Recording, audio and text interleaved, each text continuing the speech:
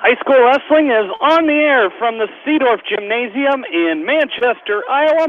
It's the West Delaware Hawks and the Independence Mustangs. Good evening, everybody. Along with Roger Reed, I am Jamie Vasky. Thanks for joining us this evening. And it is the night of the Battle of the Del Buck Trophy here in Manchester. The Mustangs have had that trophy the last 3 seasons. And I tell you what, Roger, those last 3 seasons, I think it was pretty obvious who was going to win the trophy this year. I've been asked all day who is going to win this matchup. Honestly, it is going to be a great matchup here tonight, and it could come down to bonus points. Who takes home that trophy tonight? Well, Jamie, this match tonight is going to come down to whatever team is hot, and we've seen both teams wrestle on occasion, inconsistent, but we've seen both teams when they decide to wrestle are very, very competitive and do a fantastic job. West Delaware has had some great tournaments. They're coming off a good tournament at Southwind before Christmas. They came off a good tournament last weekend at Louisa Muscatine. Independence went 3-2 at the dual meet tournament they were in over the weekend. So both teams are in that final push that, you've got 3 days and you're at the WAMAC, and 2 days actually, you're wrestling in the WAMAC, and then it's a week from Saturday sectional. So both teams are peaking, they're pushing. And you said it, I think this match is going to come down to falls. Who gets the falls, who doesn't get pinned, and we're going to have some great matches. You got 2 teams that are really on the way back up. Independence has 7 sophomores and freshmen in their lineup, as does West Delaware. Independence 4 seniors in the lineup, West Delaware only 3 seniors. So you got a couple of teams here that have a lot of youth. And we're going to see that youth on display here in just a few minutes. Absolutely. The Mustangs have won the last 5 meetings between these 2 teams, starting back in the 2013-2014 season. They wrestled 3 times that year, once at the Battle of Waterloo, the dual meet, and the regional duel. Independence won all 3 matches that season. And then 2014-2015, the Mustangs won the 1 meeting over the Hawks. And then last year, the Mustangs defeated the Hawks as well in a dual meet over in Independence, as the Hawks falling in Independence last season by a final score. Get that score for you here real quickly, as the Mustangs winning that duel last season 54-18 over West Delaware. So it should be a great dual meet here tonight. We're going to start at 182 pounds. We actually started with some JV matches tonight, as West Delaware won 8 of the 12 JV matches in that tonight. As so 8 of 12 for West Delaware. For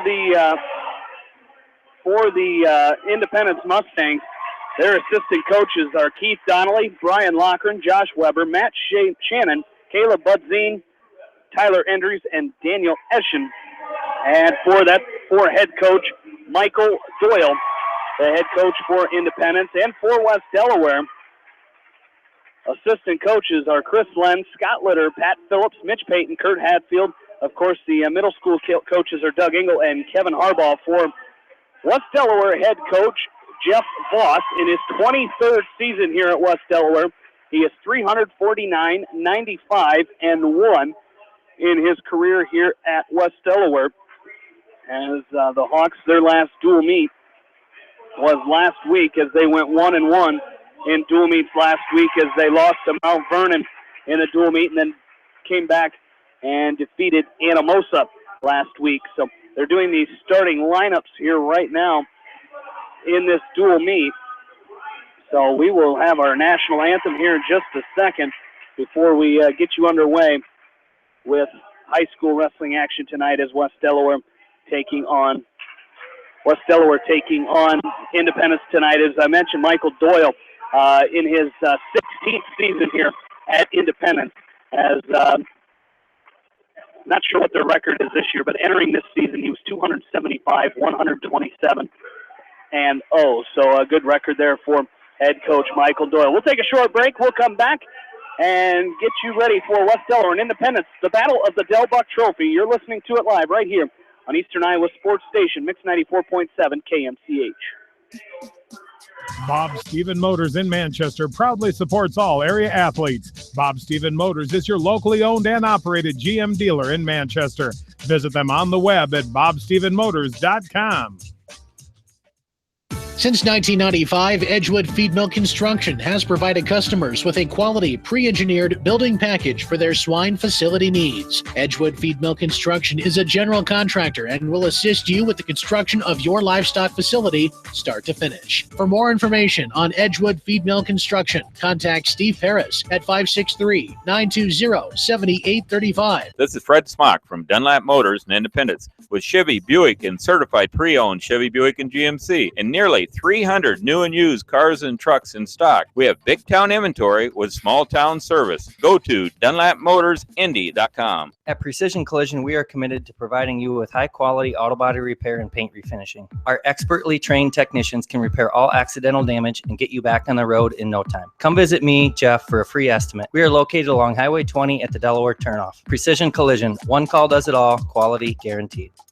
When it comes to financial planning, most financial companies focus on your income. At Northwestern Mutual, we focus on your outcome. It takes the right financial partner who cares as much about your future as you do, building a financial plan to meet your life's priorities and helping you achieve the financial security you're after. Focus on your financial outcome with Northwestern Mutual. Contact me, Mitch Payton, or Matt Schulte today. You and Northwestern Mutual, stronger together. American Trust and Savings Bank wishes all area athletes and coaching staff continued success. American Trust and Savings Bank with locations in Dyersville, Farley, Dubuque, and Des Moines. Simply better banking. Check them out at AmericanTrust.com. Member FDIC, equal housing lender.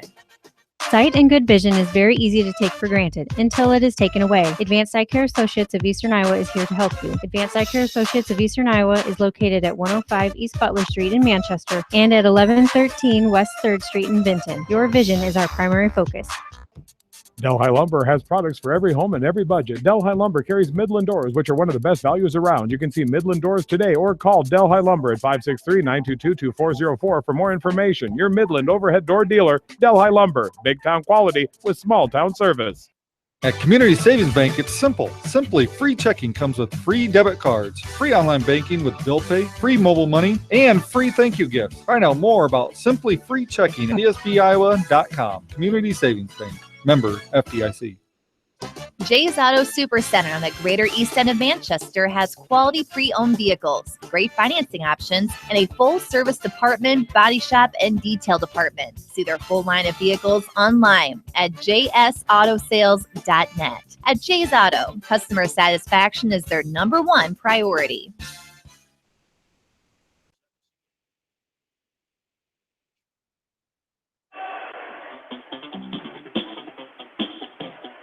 Back into the Seedorf Gymnasium, and as the coins flip of the disc to start this, it'll be West Delaware, and not sure what they chose.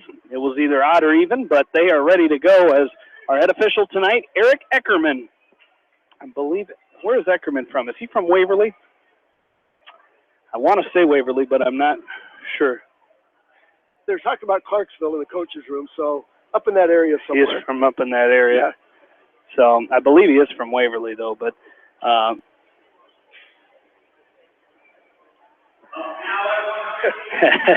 we're going to start this dual meet at 182 pounds, as it's going to be.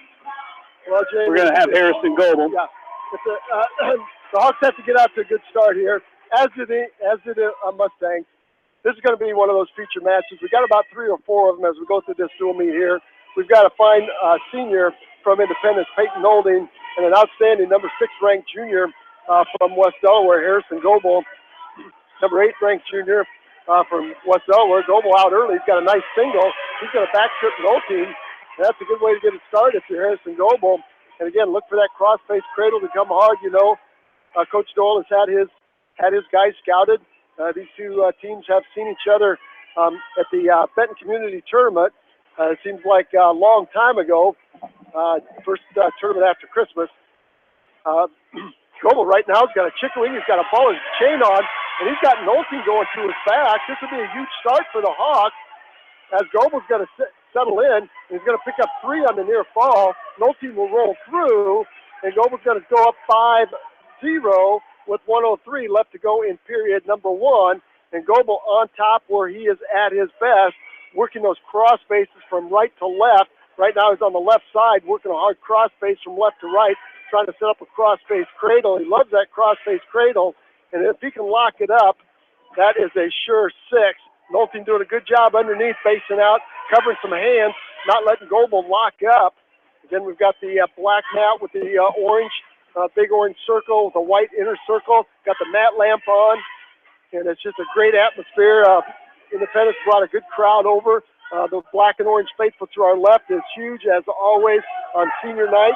We also recognized the youth wrestlers before this tournament started, so a lot of fans in the house. And I know the West Delaware Hawks appreciate that. Off the edge of the mat they go, 20 seconds left. Goebel still up 5-0 and making his presence known on top of Peyton Nolte.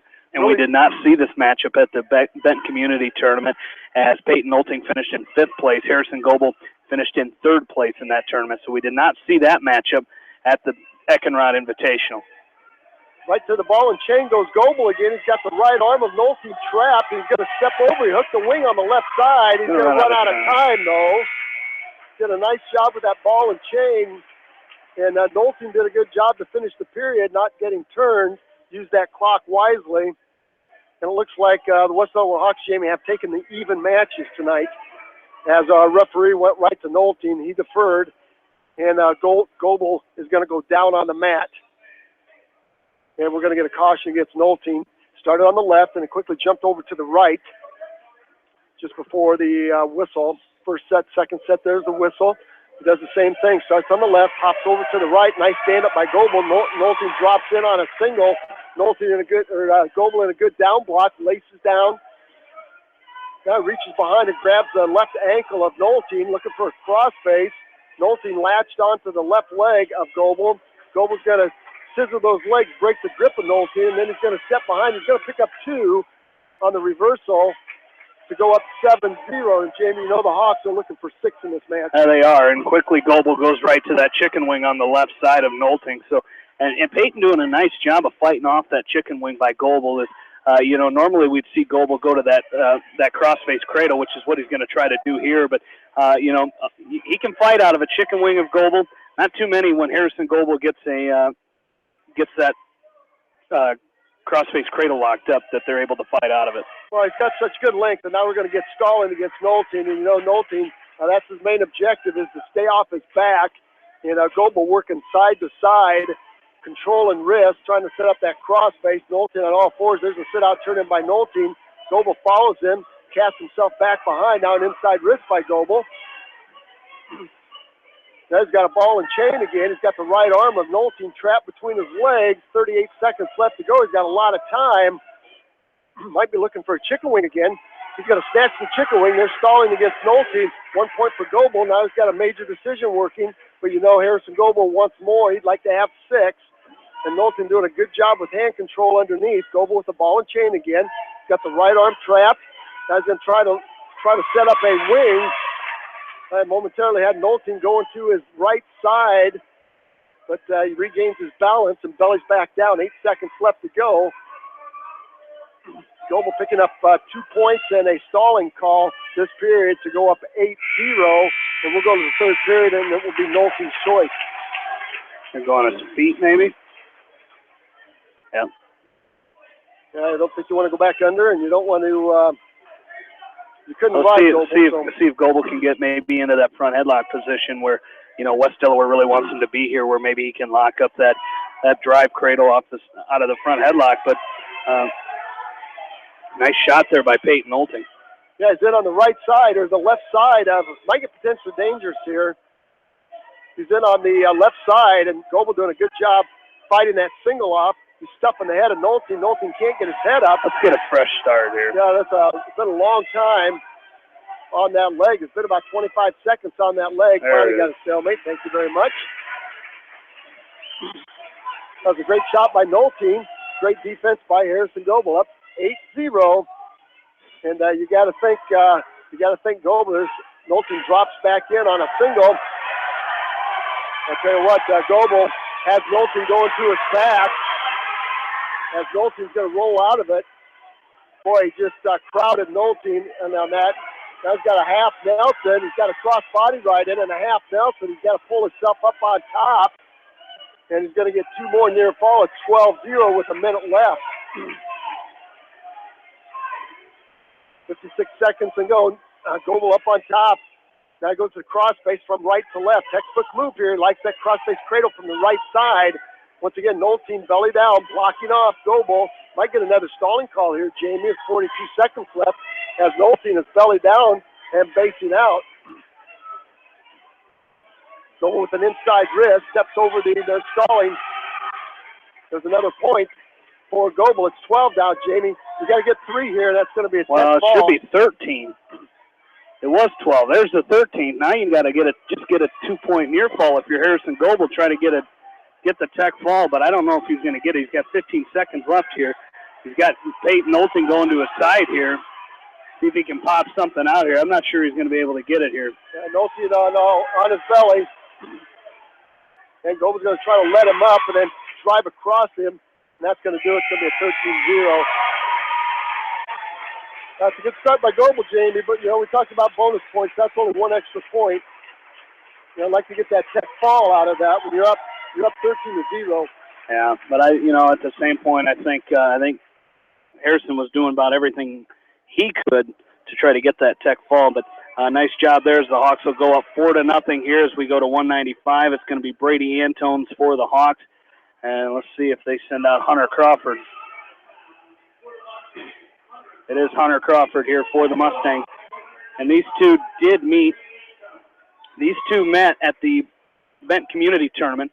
As in that tournament at 195 pounds. Let's see if we can find it here. Hunter Crawford won that match 14-10 at the Benton Community Tournament.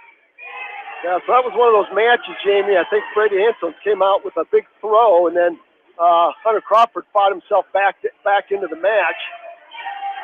There's a low single by Crawford. He's going to pick up 2. No points yet. Good scramble by Antones. A single leg to the left side. Antones with a whizzer on. A back trip by Crawford.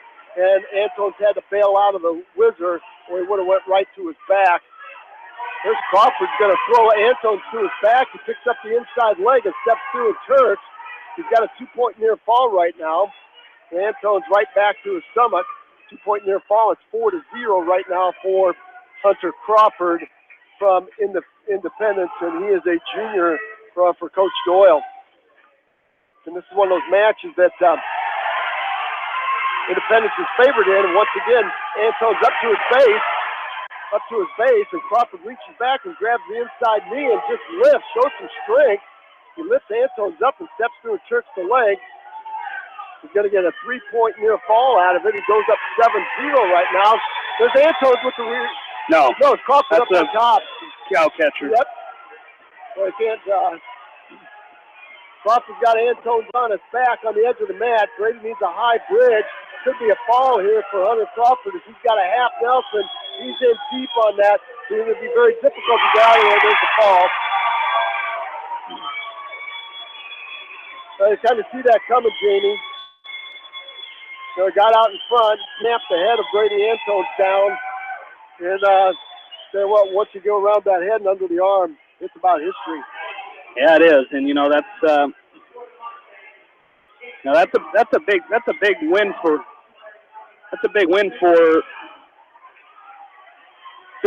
Independence right there. Big bonus points as we talked about. As we're going to move up to weight class 220, it's going to be Tayton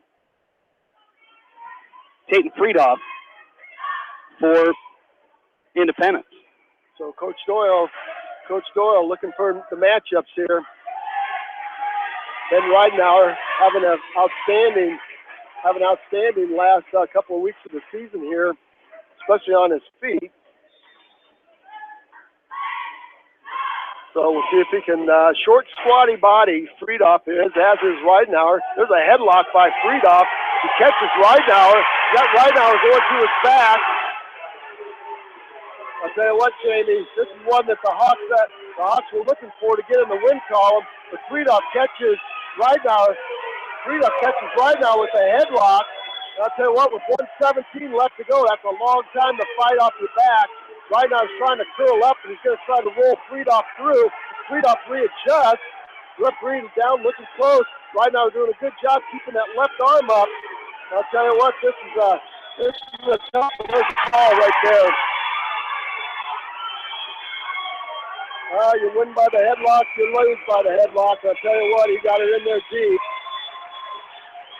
And You always talk about, Jamie, on that collar tie, you always talk about tying up ear to ear. And that's one of those no-nos. And that's exactly what happened. Rydenauer came out with a hard tie. They went ear to ear. Friedoff made the first move with that headlock, and that was it.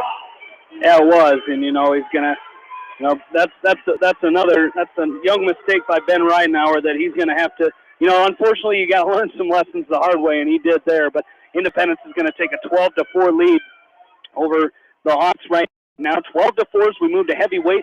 For West Delaware, it's going to be Caleb Zeser. And for Independence, it is going to be Drew Evans, a sophomore for the Mustangs. Oh, the first toss-up match went into the Mustangs column. So the West Delaware Hawks have some work to do here. 12-4, 2 falls. You talked about bonus points, Jamie. It's 2-0 already with falls. And tell you what, sometimes we talk about that pin bug. Sometimes those falls are hard to come back up from. Oh, they really are, and you kind of need a stopper in that situation. Somebody who could come in and really put an end to the falls. Independence has had 2 in a row. Now you look at Caleb Zeser, but if you're Independence, you hope you caught the flu bug, the pin bug. We don't want to catch the flu bug this time of year. No. The pin bug, and you hope you can continue it. That's exactly right. And there's Zeser locking up with an overhook on the left side. And Zeser's going to drive Evans off the edge of the mat. We'll go back to the middle for 45 seconds. Zeser wrestling some tough opponents here. I tell you what, the Womack at 285 is going to be just an unbelievable weight class on Saturday with some outstanding wrestlers. 2 of them right here. Zeser now for 2-on-1 Russian tie. He's got the left arm of Evans tied up. Evans stuffing the head of Zeser. Now right back to a collar tie goes Zeser, and a retie by Evans. 14 seconds left to go. Zeser trying to get that double tie in. He's had a lot of success with that double collar tie and snapping the head of his opponents down using his quickness. 4 seconds left to go. Evans in reverse gear. Zeser doing a nice job making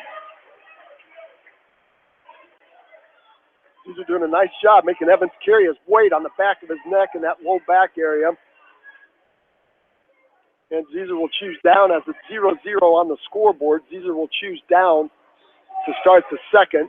Evans with a tight waist, chop, tripod stand up by Zeser, gets up to all fours.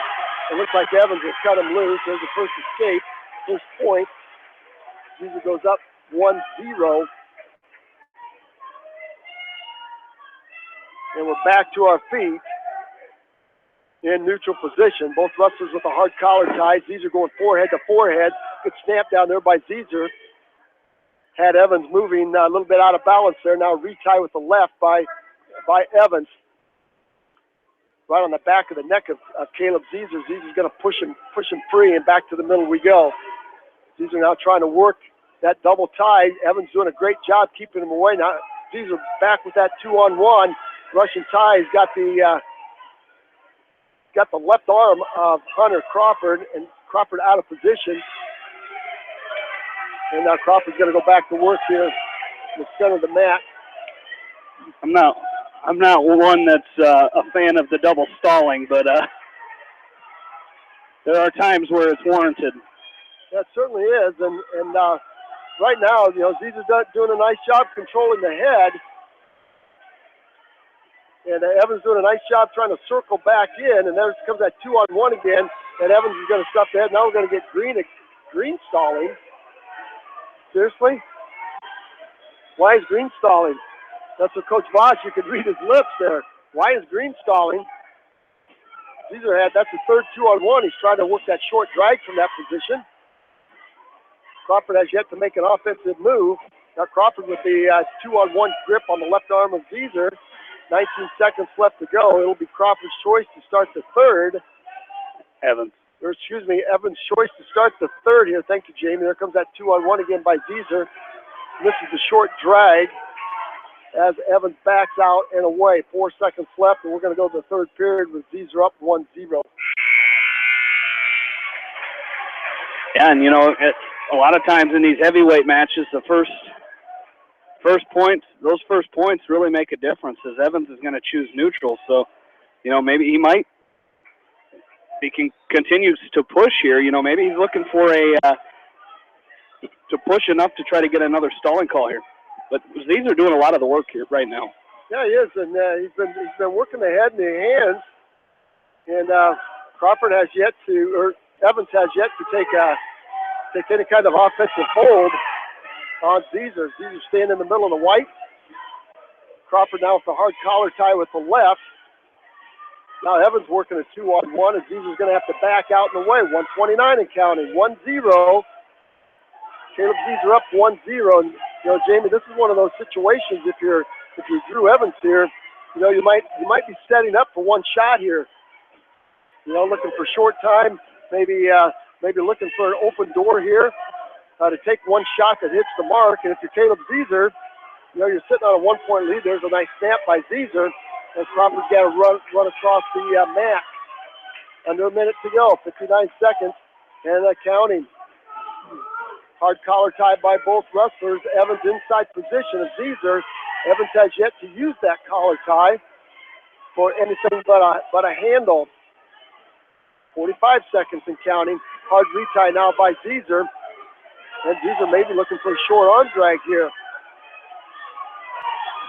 Double collar tie now by Zezer, trying to snap Evans down. 32 seconds. Here's that situation. You work in the wrestling room. You're up by a point if you're Caleb Zezer. You can't take him down here. And if you're Drew Evans, hey, you got 23 seconds. You got time to set up one good shot and then ride it out. All the coaches, the fans up on their feet. Evans trying to measure Zezer for one good shot with 12 seconds left to go. Zezer staying in the center of the room. He's got a good collar tie on it. And Jamie, that's going to, barring any shots there, that's going to do it. Boy, Zezer with an underhook and drives Evans across the mat. It's going to be a hard-fought 1-0 win for West Delaware. And that closes the gap at 12-7. We'll take a 30-second timeout. We'll be back with Luke Farmer. Stay with us. You're listening to Hold by Hold Wrestling right here on Eastern Iowa Sports Station, Mix 94.7 KMCH.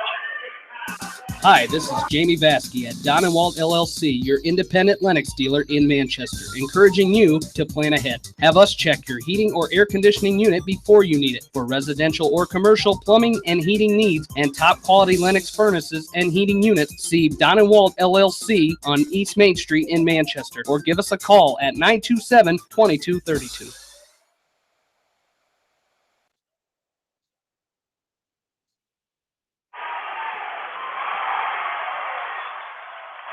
You can hear the crowd here at the Seedorf Gymnasium as we are back here, and it was Luke Farmer with a 24-second fall. Luke Farmer with a 24-second fall over Braden Holt. And a great win there for the Hawks to get them back in the lead. It's 13-12 West Delaware as we welcome you back here to the Seedorf Gymnasium. As that was Luke Farmer over Brock Eldridge, That was Brock Eldridge for the Mustang. And now we've got a headlock here at 113 pounds as this is Thomas Madison from Independence. I'll tell you what, Jamie, you just got to watch your pressure and your head as Madison has from West Delaware has Evan Woods on his back on the edge of the mat. And I'm telling you what, he's got that headlock buried with 128. Both these guys were pushing and shoving each other. And I'm not kidding you one bit. That was quite a throw. And I'll tell you what, Woods is having a tough time. He's got to get back parallel to fight off of this. He's trying to roll through. He's got his left shoulder up. He's going to roll back through and keep that right shoulder up. I'll tell you what, there's the fall right there. Two headlocks right there. And just as you say, the Hawks fought their way back in it. Independence goes back with their third fall of the night. Second via the headlock and gets up on the mat here 18-13. And we're going to weight class 120 with Ryan Phillips taking on Brady Webb. He's a freshman. Well, you talked about this going back and forth. This is going to be Brady Webb listed on the program. It's going to be Fisher Crawford. Yep. Fisher Crawford, and he is listed sophomore. As a sophomore. He's listed on the JV roster for the Mustangs as a sophomore. There's a 2-point takedown for Phillips. Now the Hawks are looking for 6 here. Out early with the takedown is Phillips. Tell you what, that head position is so critical. Yeah. The Mustangs are taking advantage of the poor head position from the Hawks. There's a hard crossface by Phillips from left to right, or excuse me, right to left, looking to set up that crossface cradle. Guy switches off to a chicken wing on the right with an inside wrist, and he's going to throw on his back. Let's see if we can get the ball here. He's throwing Crawford on his back. He's trying to adjust here, trying to get to a tee. There's a ball. 50 seconds. There's a ball by Phillips with a chicken wing and a perfect tee out. You know what? This is pin or be pinned right now. I think they're going to take a. I think they're going to have 10-minute break here, intermission. As that's going to do it. They're going to have a 10-minute intermission as 9.2 is here tonight. As that pin for the Hawks is going to put them back up 19-18. As we will come back for the final 7 matches of this dual meet. We'll take a short break, and we will come back. We'll talk a little Western Dubuque wrestling as they found out today where they will be wrestling in regional duels next 2 weeks from yesterday. So we'll come back with that. We'll talk about that a little bit right after this. You're listening to High School Wrestling on Eastern Iowa Sports Station, Mix 94.7 KMCH. Farmers Savings Bank proudly supports all area athletes and their coaching staff. For all your banking needs, visit them in Colesburg, Elkport Garber, Strawberry Point, Arlington, and Aurora, or online at farmersavingsbank.com. Member FDIC. Viafield is your headquarters for all your seed, chemical, and fertilizer needs. They have professional service and quality products needed to bring the best crop to market. Viafield, providing growth opportunity for 18 locations across northern Iowa and southern Minnesota. The Eastern Iowa Shopping News and the Dyersville Commercial recognize the hard work and dedication of all area athletes. Check out the weekly sports section in the commercial for scores and information. The Eastern Iowa Shopping News and Dyersville Commercial, supporting your communities. For fan food, not fast food, visit your after-the-game headquarters, Manchester Dairy Queen. It's quick, it's easy, your family will love it. Manchester Dairy Queen.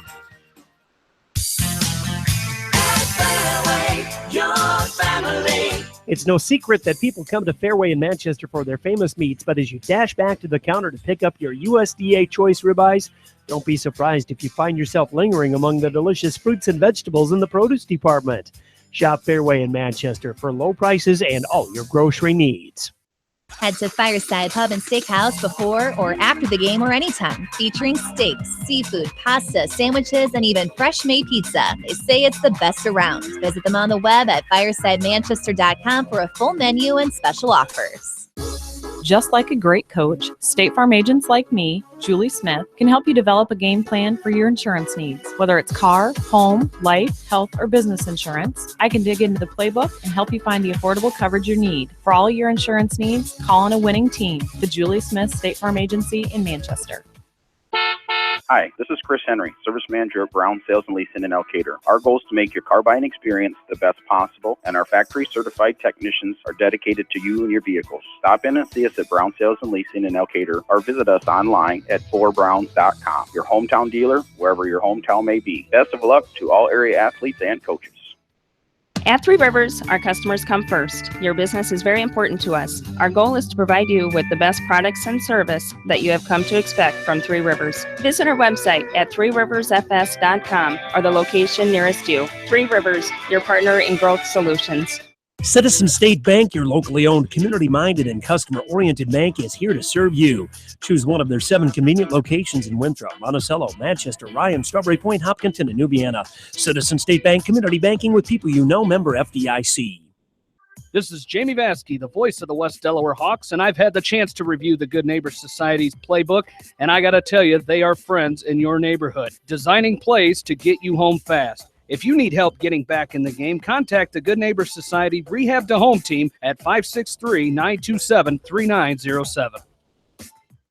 The Edgewood Reminder is proud to support all the area teams in athletic action and appreciates their efforts in the classroom and during sports. Check out all the sports photos in each week's issue of the Edgewood Reminder. The victory is yours at Victory Ford. Hey, this is James Halverson, Service Manager at Victory Ford in Dyersville. Our service and parts team at Victory Ford is dedicated to keeping your car in tip-top shape. And our sales department makes buying a car easy and hassle-free. Stop out to Victory Ford in Dyersville or online at victoryfordonline.com. Good luck, athletes and coaches.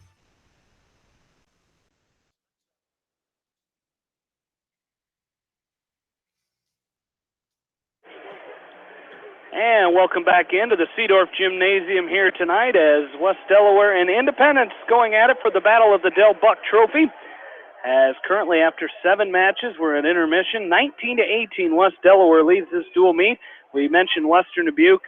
Roger, since we started covering these regional duels and since we've been doing broadcasting together the last 11 years, we have watched Western Dubuque. We've watched them wrestle at Cedar Rapids twice. We've watched them wrestle in Waverly twice for regional duels. Bettendorf, Pleasant Valley. Western Dubuque deserved a home regional duel, and this year they got one as they will host a regional Class 3A regional duel Wednesday, February 8th, starting at 6 o'clock, as the first duel will be a semifinal between Dubuque Hempstead and Bettendorf. And the winner of that one will take on Western Dubuque, the number 6 ranked team in Class 3A. A very winnable duel, whether it be Dubuque Hempstead or Bettendorf for Western Dubuque. Well, that's right. They faced Dubuque Hempstead already in a duel just after the Battle of Waterloo, the last duel before Christmas. I believe the Bobcats won that duel, but we saw Dubuque Hempstead wrestle last weekend or 2 weeks ago at the Cedar Rapids Jefferson Invite. They finished, I believe, 4th as a team, and they've got some outstanding individuals. So that's going to be quite a duel. That first duel will be a good duel between Hempstead and traditionally strong Bettendorf. You can't ever count the Bulldogs out. So that'll be a fun one to watch. And then that winner will take on Western Dubuque. And the black and red faithful, the Bobcat Nation, will be out in full force on February 8th. And that'll be very, very interesting. And Western Dubuque trying to qualify to the state duels. The winner of that will qualify for the state duels. And Western Dubuque, that has been on their goal sheet as a team goal to get themselves in position to wrestle in the state duels. That's going to be a fantastic opportunity. Your 1A and 2As are not set yet. Those will not be set till after the sectionals take place, and then the champion and the runner-up for the sectionals will be pitted against the champion and runner-up from another sectional, and that's to be determined. They do have the host sites out. Solon is a host site for regional duel, so chances are and West Delaware will be hosting a sectional. Chances are the champion and runner-up from the West Delaware sectional will probably travel to Solon to wrestle in that regional semifinal. So that's set there, and that'll take place after the sectional. That'll be on Tuesday night for the 1A and 2A class, and then like Jamie said, the 3A will be on that Wednesday night, and that will be before their district. So they do it just a little bit different for each class. And that's just because of the way their state tournament series is playing out. So there you have it. Absolutely. Well, we're about ready to go. They shouldn't do intermissions. I get distracted during intermissions. We got little kids up here bothering me up here, but hey, we're about ready to go with the second half of this dual meet. Well, the first half, 4-3 in matches. West Delaware winning 4 out of the 7. The difference right now is West Delaware with 2 falls in their 4 matches, and Independence has won 3, but they've all been by fall.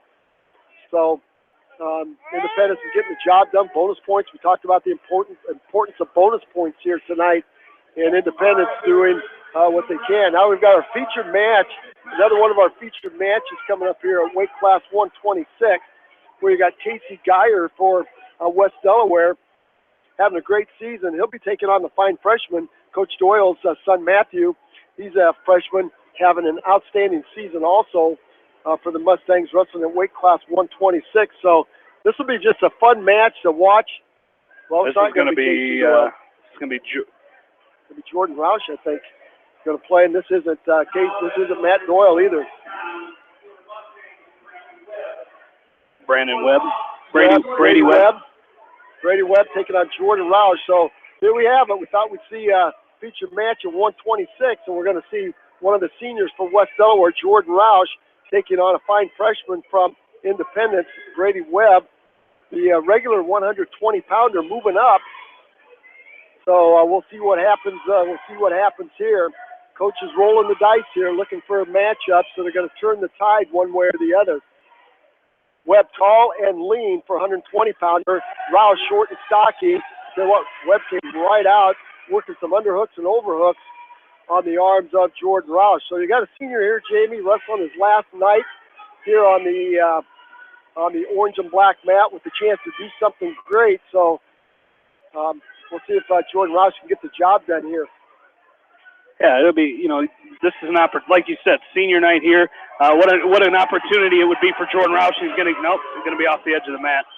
Dove in nice, had a high crotch, and went to a double leg finish, but off the edge of the mat. But again, a good shot there by Jordan Roush. Yeah, Brady Webb rolled him through there, so Roush will have to put that in his memory bank when he finishes that double to make sure he's off to the side and not straight on. Under a minute we go. Here comes Webb wanting to work overhooks and underhooks on Roush. Roush with an underhook on the the right side of Webb. That's how he hit that high crotch. Now he's got an overhook. Let's see if he can set up. He's got a great fireman's carry. Let's see if he can hit that fireman's carry. Off the edge they go again. Second nice shot by Roush. Again, that's what you expect to happen from a senior who's wrestling his last dual meet of his career on Senior Parents Night here at Seedorf Gymnasium. 41 seconds. No points up on the scoreboard for this match. The meet score, again, if you're just joining us, is 19-18 in favor of the West Delaware Hawks. There's a snap down attempt by Webb. Roush coming right back to that underhook on the right side of Webb. Thought he might shoot that fireman's carry. Again, now an underhook by Webb on the left side of Roush. Roush has a fine fireman's carry. Let's see if he can set that up. Webb's giving him straight line pressure. There comes that high crotch by Roush in deep. Front headlock by Webb. Roush back up to his feet with 9 seconds left to go. Webb's trying to set up a throw. He's got an overhook. Now he tries to step through and throw Roush. Roush has to sag with 1 second left to go, and it zeroes up on the scoreboard.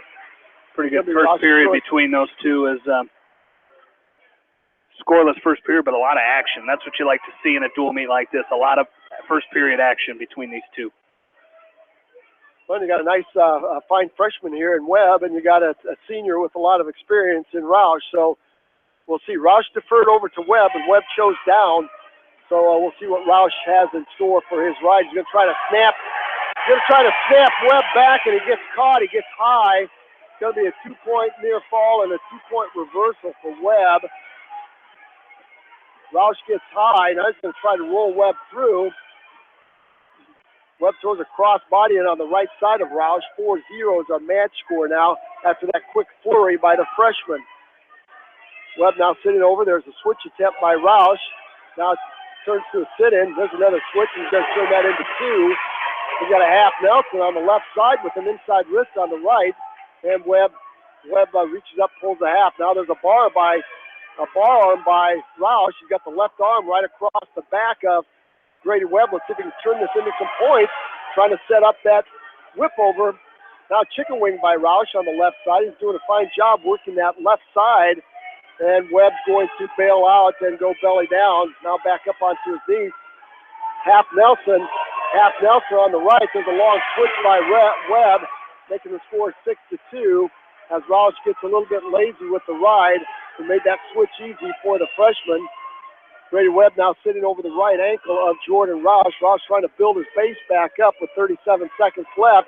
Roush looking for a switch to the right side. To the left side of Webb, and Webb goes to a hard chop, tight waist. Now Webb trying to dig a chicken wing on the right side of Jordan Roush. 23 seconds and counting. 62 again is our match score. Webb gets a little high riding. Opportunity for Roush to come out the back door. And Webb drives him forward, back down to his stomach. Goes the senior from West Delaware. Inside wrist now by Webb. Reaches under and grabs the right elbow of Roush, trying to set up a butcher possibly. And that's going to do it. It's going to be Roush's choice to start the third. He takes a peek at the scoreboard. He's got to go neutral. Well, you're down by 4, Jamie, and you pick neutral. That means you got to go you got to push the tempo these last 2 minutes. If you're Jordan Roush, if you're Brady Webb, you're up by 4. Just got to kind of keep wrestling and moving for 2 minutes. Well, you really do, and you got to, like you said, if you're going to go neutral, you got to go right to work on your feet here if you're Brad Roush. You can't sit around and wait because you're going to get dinged. He's just got dinged for stalling. So I tell you, you got to go to work here if you're Jordan Roush.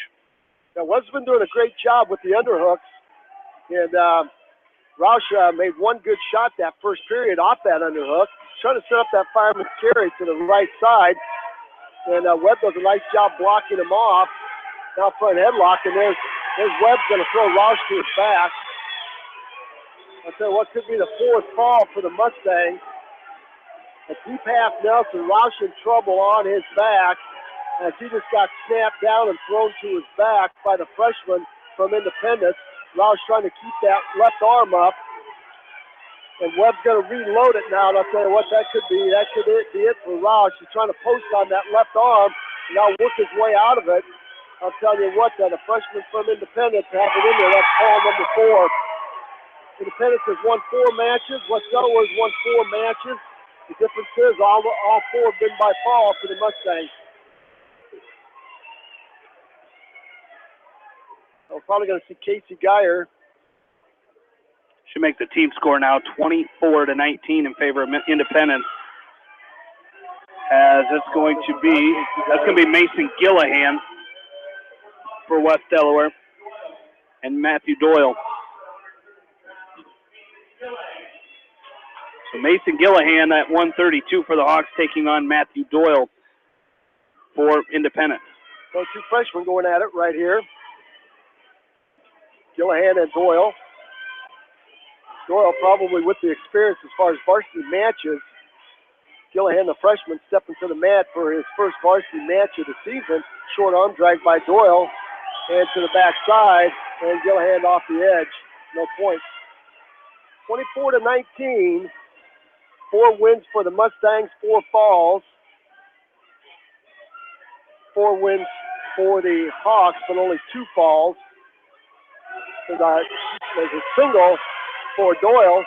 He's going to try to drop Gillahan to his back, and he does. There's a 2-point takedown for Doyle. Now he goes to an Oklahoma. He's over the left leg and under the right, trying to lift up Gillahan. And now he's going to let go of the over and under, climb the body, and look for a turtle. Here comes a cross body ride, and now a hard crossface from left to right. Mustangs are on a mission tonight here, Jamie. Yeah, they really are. And, they just, like you said, four wins, and all 4 of them have been falls so far. So nice. Like you said, on a mission is definitely, on the mindset of Independence tonight, trying to come out here and get a win here in Manchester as, again, trying to hold on to that trophy for the 4th straight year, the battle of that Del Buck trophy. As we go back set to neutral, minute 8 left to go first period. Hawks trail Independence 24-19. Some other scores from around the area. Wilton defeated Cascade tonight 62-15. It was West Branch over Cascade 31-23. Edco defeated Postville 46-36. It was South Winneshiek over Edco 61-12.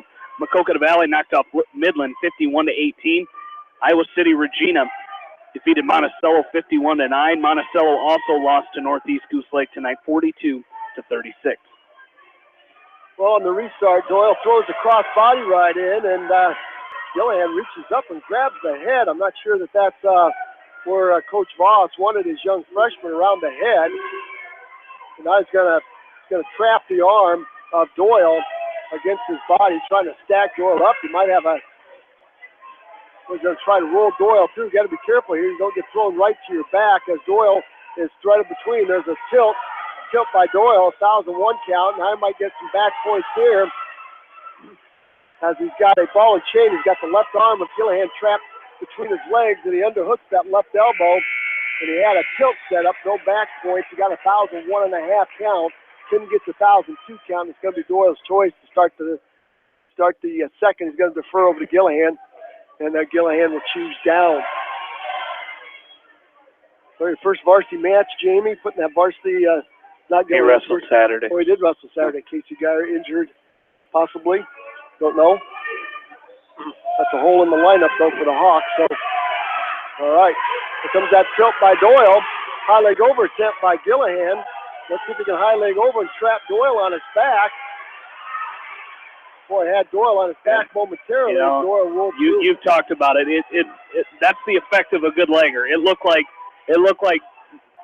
Gillihan had Doyle on his back and momentarily had him caught, but that's the effect of a good legger. You think just when you think you're free, you may not be, but and again, another situation here is going to be a 2-point reversal. Nice job there by Mason Gillihan coming out and getting the reversal. Yeah, that was a super job. Now he's got a half Nelson in on the opposite side. Boy, he gets way high riding. It's going to be a 1-point escape, 2-point reversal by Doyle. No escape. Just a reversal. Just a reversal, yep. Looked like he was going to get a 1-point escape, and then he just dove right back in on the legs of Gillihan and picked up the 2-point reversal. It's now 4-2 with 1 minute left to go in period number 2. So great match here between two outstanding freshmen. Doyle now, he's got a tight waist with the left. He's going to try to set up that ball and chain. He's got the right leg now, and Gillihan trapped again. Doyle drives him forward. Gillihan belly down. I got to be careful here. Now he frees that arm from the ball and chain back to his belly. Doyle up on top, riding tough, 31 seconds. Double inside wrist now by Doyle on the left side. Trying to roll that left arm out to a bar. Gillihan for West Delaware on all fours, trying to get up to his base, trying to work some hand control. And Doyle doing a great job riding that inside wrist. 11 seconds left to go. And now Gillihan up to all fours, trying to work some hand control. Claw ride by Doyle on the left. Now he pops over to the right. Inside wrist now. Claw ride. Gillihan reaches up, and that's going to do it for the second period. It's 4-2. What a match this is.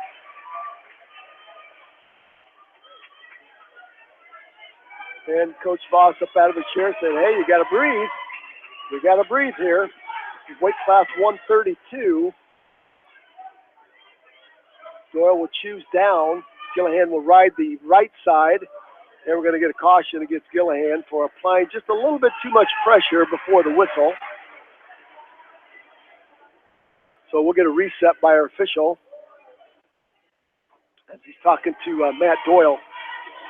And Gillihan will ride the right side. There's his first set, second set. Nice inside stand-up by Doyle. Gillihan's trying to front trip. Standing switch attempt by Doyle. Nice back trip by Gillihan. Now he's got a tight waist. He's got a head lever.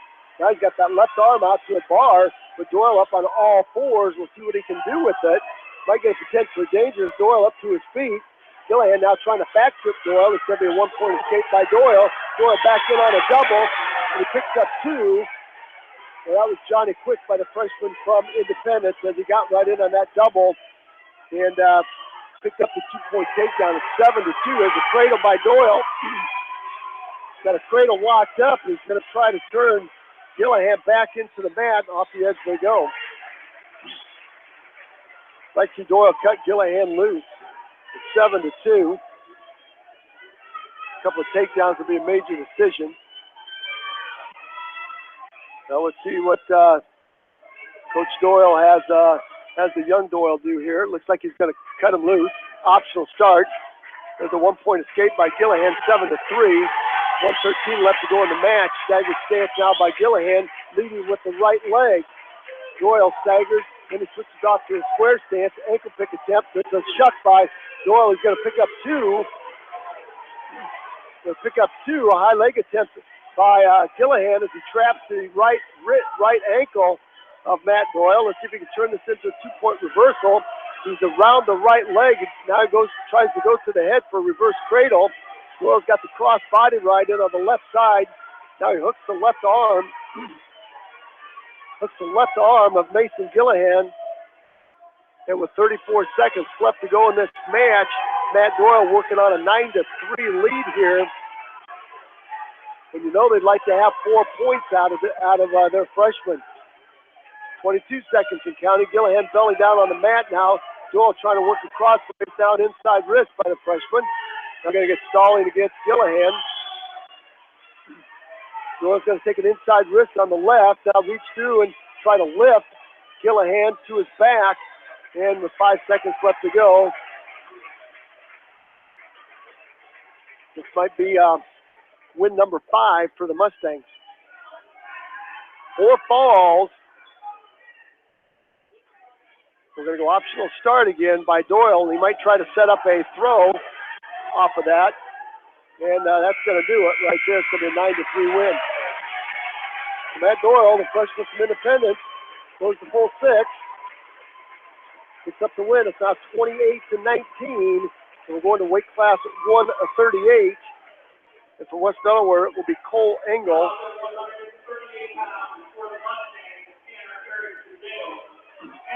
Tough match here for Cole Engel here. Jamie, we talked about how long Tanner Erickson-Dale, I think this is his 4th year in the varsity lineup for the Mustangs. These two wrestled at the Bobcat Invitation. I'll get that up for you in just a second. I think it was a major decision by Cole Engel, but I'll have to check that for sure.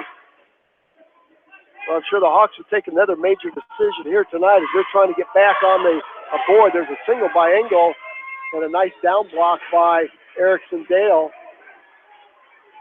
Cole Engel did a nice job. He just dropped and went from the collar tie right into the single. Real estate.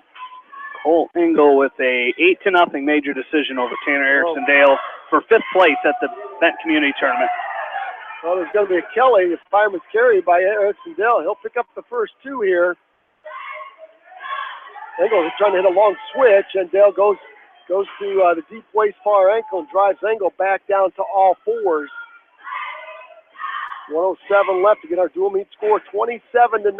We knew it would be wild and crazy, and it has. Every year this meet, we have some surprises. Every year this meet takes a turn at some point, and where one team or another gets a surprise win. Mustangs have taken advantage of a couple of the toss-up matches. Not only have they won them tonight, but they've won them by fall. Engel now with the stand-up on the restart, tries to hit Erickson-Dale with a standing switch. And Erickson-Dale with a nice tight waist and drives Engel back down to the mat. So Engel's got some work to do as Erickson-Dale is up right in the double inside wrist, controlling the upper body of Cole Engel. 32 seconds and counting. 2-0 lead for the senior from Independence.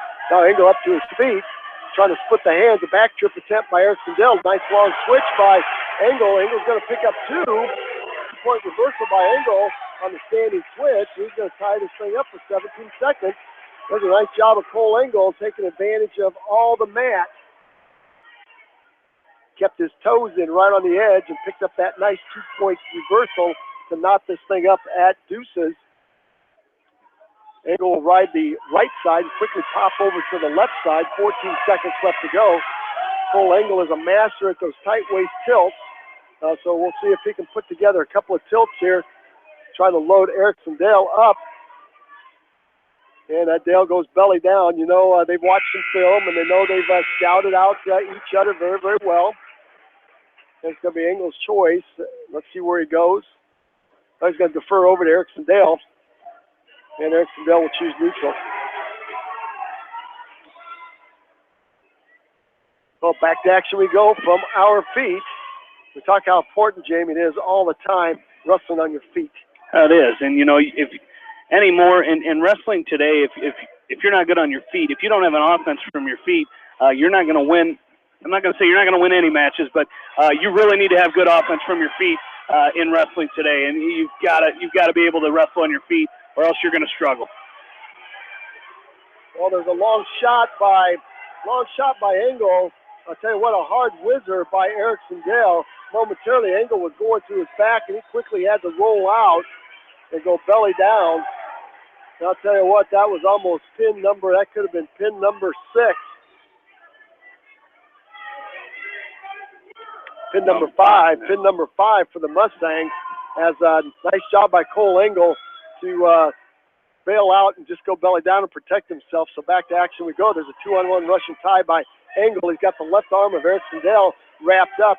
Dale goes through a collar tie. Now Dale tries to drop it on a single. Reshot by Engel. Edge of the mat. Off the edge of the mat they go. 58 seconds. Deuces up on the board. Tied up in deuces. Again, our dual meet score is 27-19 in favor of the Mustangs. Trying to keep that trophy in the trophy case for the 4th year in the row. Engel with a long shot. He's got a single. Hard whizzer again by Erickson Dale. Showing some strength there. As he goes to a whizzer and elevates Engel right off the edge of the mat, right into the Mustang cheerleaders.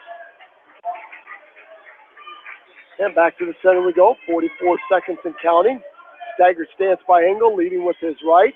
Square stance by Erickson Dale. Independence with their all-black singlets on with the maroon eye on the chest. And the script Indy on the left leg. Hard collar tie by Erickson Dale.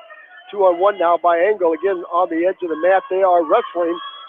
Good opportunity. Engel scored on the edge earlier, trying to make it 2 in a row here.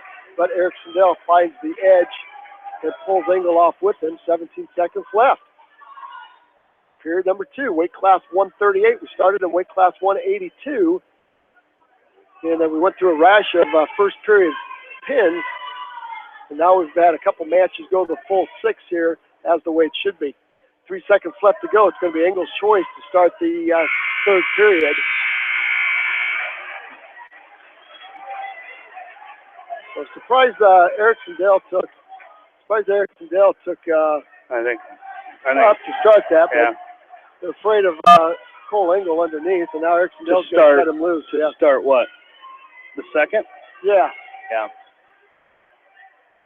So Erickson Dale really hasn't had a good shot. It's been Engel. Well, Engel chose down there. And he cut the 3rd, yeah. Yes. Yep. But it was Dale's choice to start. Yep. And gave up the reversal. Yep, he chose neutral. Now a long shot by Engel. A quarter Nelson by Erickson Dale has Engel in trouble on the edge of the mat. Engel's going to get back up to his knees, and off the edge of the mat they go. So Cole Engel's got to watch, Jamie, not to get extended on that shot. Again, Erickson Dale, a very good counter wrestler.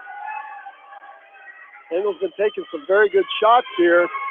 They've been hitting the mark, but it's been an outstanding job by the senior from Independence with the counter. Now a 2-on-1 by Engel. He's got the left arm of Erickson Dale trapped. Dale comes with a hard collar tie on the back of the neck of Cole Engel.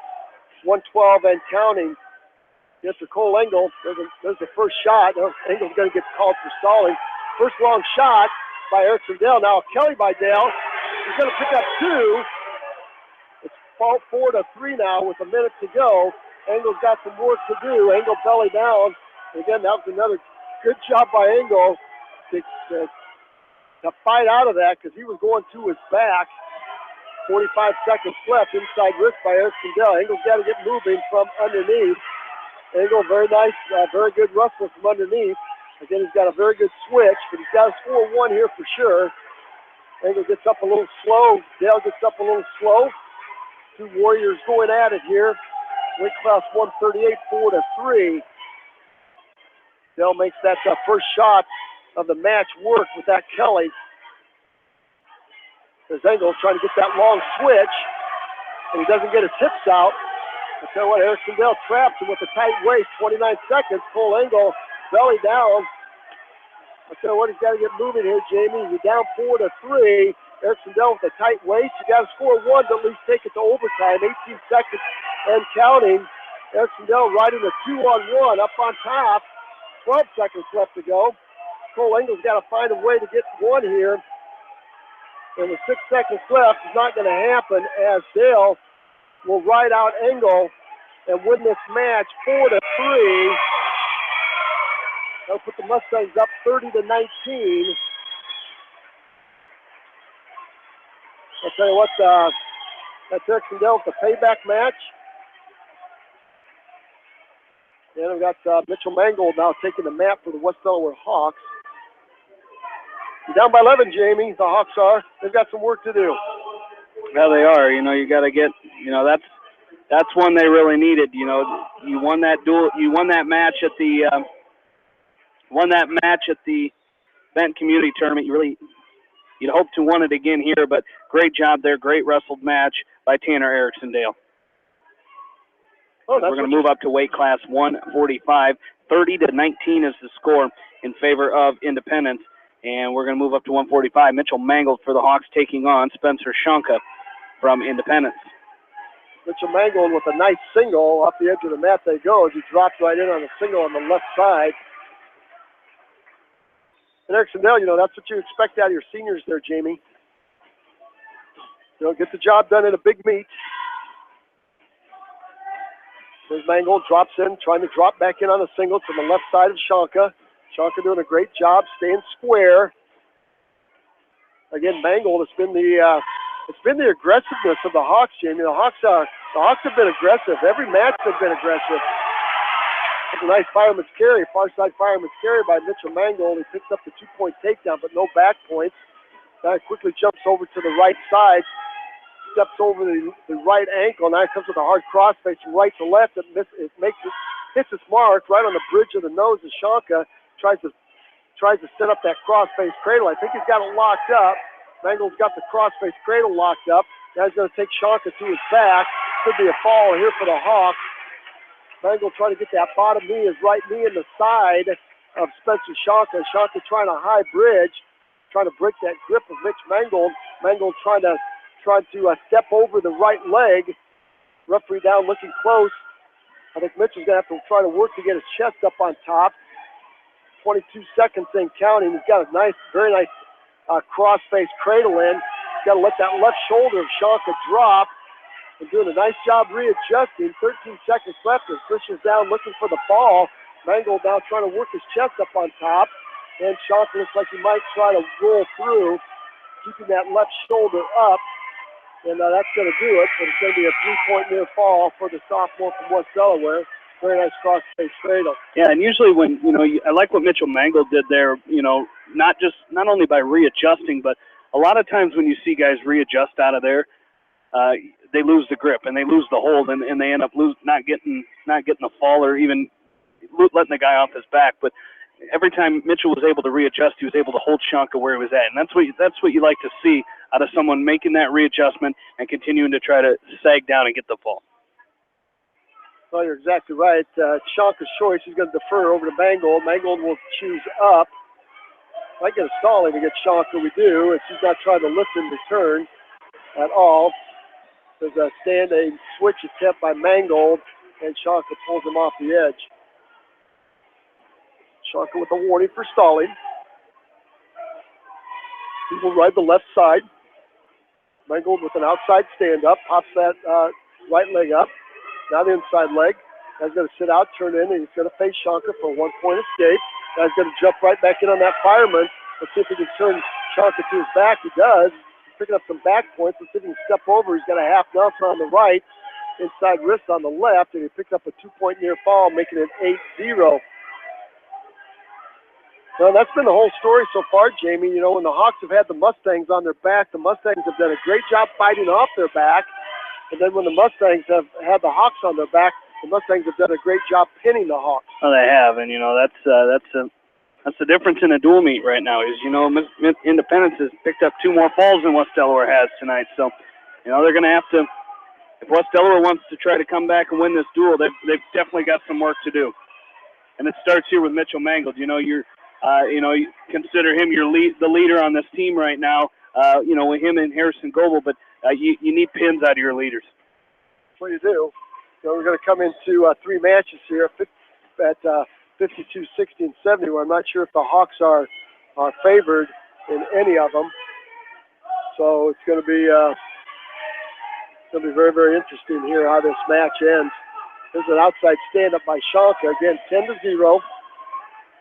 Mitch Mangold up on top. There's a hard crossface by Mangold from right to left again, and hits its mark again right across the cheek as Shonka winces. There's a cradle now by Mangold, far side cradle. Shonka on all fours. Shonka on all fours basing out. Mangold trying to turn him over with that far side cradle. That's going to take Shonka, maybe take Shonka to his back. Shonka now is going to base out. 9 seconds left to go. That's been a dominating period by Mitch Mangold. And they're stalling now against Shonka. That should be 1 point. Should be 1 point, Jamie, for Mitch Mangold. They don't have it on the scoreboard yet. That was Shonka's second stalling call. Going to go neutral. Shonka's choice going to go neutral. After Mitch Mangold now, you just got to stay out of the headlock and keep attacking low level. He's up by 11. You're working on bonus points. But, you like to have something feet to back here and get the Hawks back in this thing. There's a sweep single again by Mangold. Hard whizzer by Shonka. He's going to try to pull Mangold off the edge of the mat with the whizzer. And he just might get the job done. The referee's going to let him wrestle there on the edge for just a little bit. And back to the center we go. Shonka figuring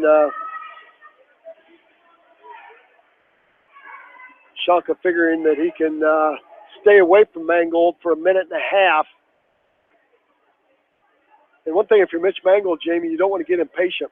No, you really don't, because when you get impatient is where you kind of get in trouble. And it's where you get in trouble by being impatient and not setting up a move. And right now, Mitchell's just got to go to his offense on his feet and try to come up with something. And if he can get Shonka to his back, then you do it. But don't get yourself in trouble trying to do it. 1:18 left to go. Shonka in reverse gear. Mangold with that fireman's carry again. And Shonka's going to back him off the edge one more time. Shonka's the type of wrestler that can frustrate Mitchell Mangold. And Mangold on the prowl again, on the stop.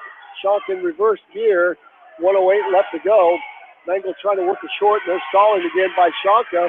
One more point for Mangold. Mangold drops in on another single. The next one's going to be 2. 12-0 here. So Mangold would like something feet to back here for a tech ball, or maybe the 6 to close the gap here.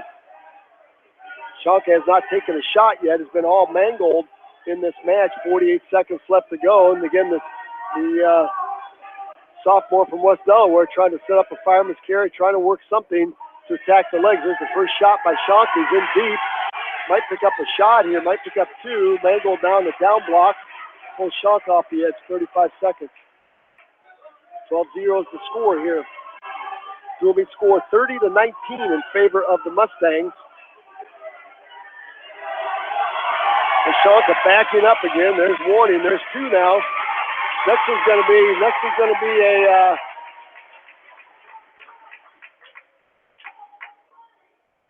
they can choose down and score 1 for the tech ball here, Jamie. That's the third one. So Mangold scores 1. It's going to be a tech ball. There's 1. He didn't give one. one. Score 1. Man, you got to score 1 here. Wow. Boy, he turned his face, Shonka. There was no control. There was no control there. Should have been 1. He broke it. There's 1. There's 1. There's a 15-0 tech ball. So that'll put the Hawks to the Hawks 5. Let's take a quick 30 seconds. We're coming up to weight class 152. Stay with us. We got more action for you right here on Eastern Iowa Sports Station, Mix 94.7 KMCH.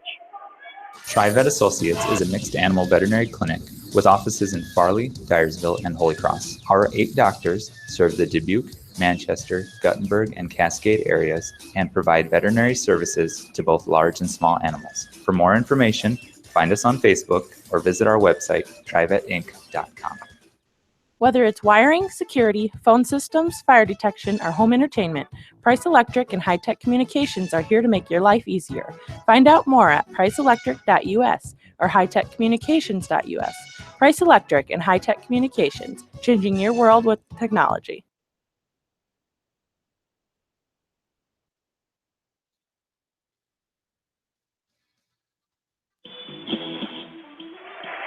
And welcome back into the Seedorf Gymnasium, along with in-studio producer Paul Glaza, Jamie Vaskey, Roger Reed back along with you as the Hawks of West Delaware taking on the Mustangs from Independence.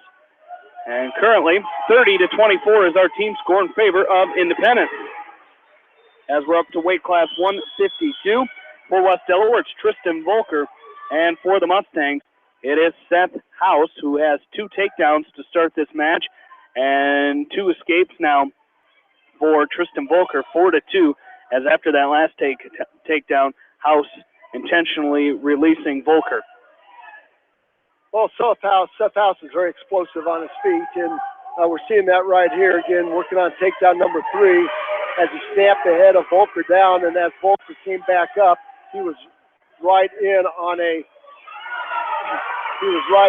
shot, but there's a 2-point reversal by Volker. It's 6-4 now. Nice job, nice hip action by Tristan Volker. Now let's see if we can keep House down. Seth House is a junior for the Mustangs.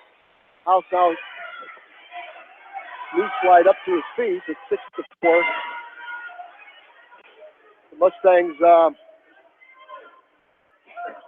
mathematically, this dual meet is still a toss-up with 3 matches to go. 152, 160, and 170. Volker with a nice breakdown on House, working on a chicken wing on the left side. He stopped that first move. Let's see if he can dig that chicken wing in.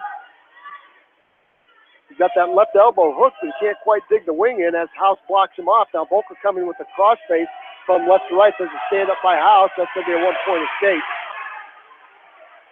House working ahead, showing some quickness. There's a long shot by House. Volker's going to back up, find the edge of the mat. Back to the middle we go. 7-4 is our match score. Anybody's dual meet still as the first period comes to a close. That's a good first period there by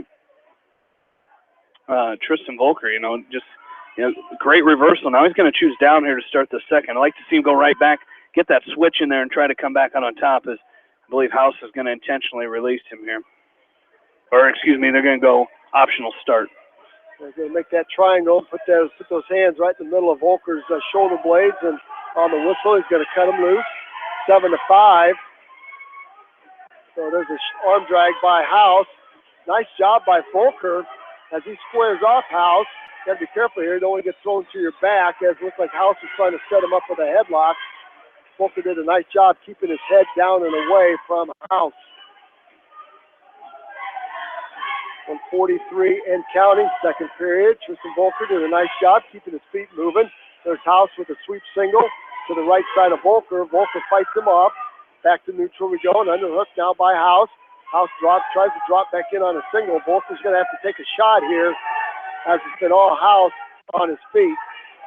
There's a double now, warning on Volker for stalling. No points yet as Volker's trying to get into a scramble situation. There's 2 now by House as he drives across the hips of Volker, making the score 9-5.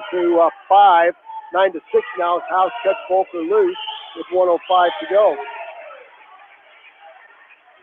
So Seth House showing some explosiveness, very, very smooth on his feet. And Tristan Volker needs to find some offense from his feet, or needs to find a way. There's that long shot. High crotch by House, cuts across to a double. It's a 1-point escape by Volker, 11-7. Volker now tried to make a shot. There's that double by House in deep. And he's going to set Volker on his backside and pick up a 2-point takedown. No back points, maybe some back points as he got the left arm of Tristan Volker trapped in a butcher. Now he's going to circle the head. Got Tristan Volker in a butcher. If the Mustangs get a fall here, the Hawks will have to get 2 falls to match this thing. Under the arm and a reverse half Nelson by House. High bridge by Volker. Finds his way back to his stomach, but a 3-point near fall with 10 seconds left to go. So Tristan Volker doing a nice job showing some guts there, fighting off his back. House doing a nice job controlling the arms. It's 16-7 going to period number 3. And House's choice, he's going to choose neutral. This is shades of Chase Straw here, Jamie. Yeah, just the way he is on his feet, very, very Chase Straw-esque. I have to agree with you there. Straw drops in, shoots a double, switches off to a single, excuse me. House. House, let's say that. Starts with a double, switches off to a single, and he's going to pick up 2. It's 18-7. Looks like he's going to cut him loose again. 18-8. Trying to trade 2 for 1. That's a lot of takedowns. Volker tries to drop in on a single. Now a double. I tell you what, House has Volker up. He's going to trap that arm. He climbs the body, throws a half Nelson in. It's going to be 2 and 2, making the score 24-8.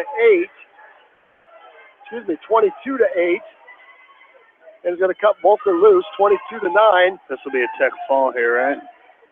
24-9. 24-9. That's going to do it. Tech well, fall. Mathematically, Jamie, with 2 falls, the Hawks are going to win this thing 36-35. Well, we'll see what happens here as the Hawks are going to bring Jack Newhouse to the mat.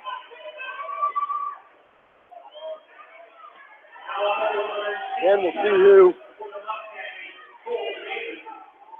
It's going to be Cole Davis. He's a freshman, so we got 2 freshmen going at it.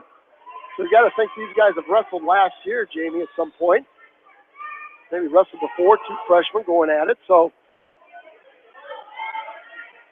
far, the battle of the freshmen have went the Independence Mustangs' way here.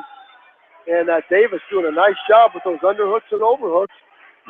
That has frustrated the Hawks a little bit today in this dual meet. Jack Newhouse, square stance. Cole Davis, stagger stance. There's a nice snap down by Newhouse. Now an underhook by Newhouse on the right side of Davis, maybe trying to set up a high crotch. Davis controlling that right arm of Newhouse. Newhouse now bails out of the underhook and a hard collar tie by Davis. 121, 119 and counting. Newhouse trying to measure, trying to get a hold on the freshman from Independence. And Newhouse tries to drop in. There's a double by Davis, who picks up the first 2 as Newhouse tries to hit him with the neck wrench. And Davis came right across the face, grabbed the left arm of Newhouse and tried to pick up that inside knee. There's an outside stand-up by Newhouse, a chop by Davis. Now a hard cross-face by Davis. And he's going to control that left side of Newhouse. Newhouse is going to try to sit out, turn in, and face Davis. But off the edge they go. 50 seconds left to go in period number 1. The Hawks to stay in this need at least a tech fall or a fall. I'll tell you what, Davis has done a nice job with the cross face, controlling that left side of Newhouse. There's a stand-up attempt by Newhouse, and Davis slaps the far side cradle in on him, trying to throw him to his back. Newhouse, we've seen Newhouse be pretty slippery in here. He frees that left arm. And let's see if he can pick up 2 here. He picks up 2 on the reversal. A nice job by the freshman from West Delaware. Now he's going to try to set up a cross-face cradle of his own. Davis now to a stand-up. 11 seconds. Newhouse with a back trip. Hard tight waist now by Newhouse. Gets a little out of control. Davis is going to pick up a 2-point reversal as time expires here.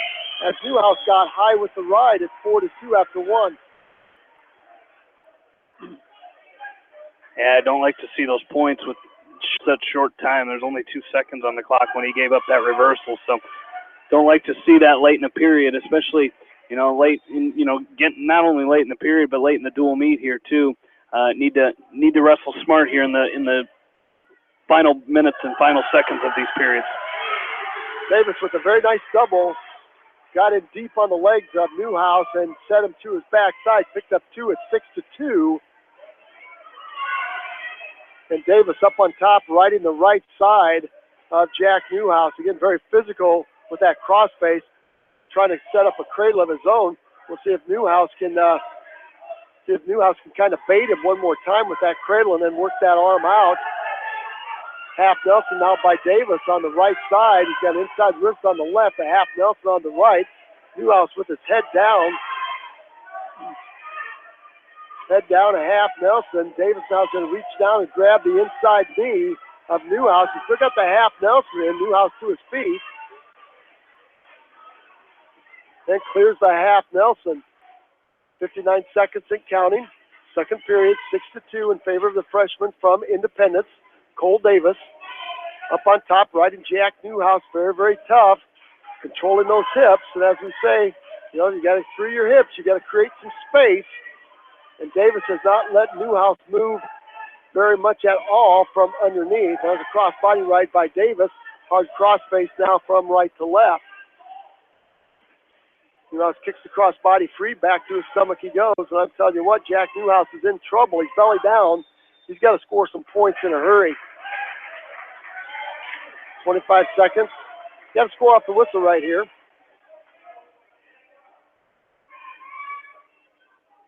And we'll see on the restart. Looks like Davis will ride the right side. We'll see what Jack Newhouse. It's kind of a half a stand-up by Newhouse. Easily Davis with a tight waist, a chop, and drives Newhouse back down to his chest. Davis now sits on the right ankle of Newhouse. Far side Half Nelson. Newhouse is going to sit out. Newhouse might score one here. Oh, this could put it away right here. 2 seconds left. There's a foul. Foul by Cole Davis with a headlock again, Jamie. 3:59. Headlock, headlock, headlock. That's going to salt this thing away.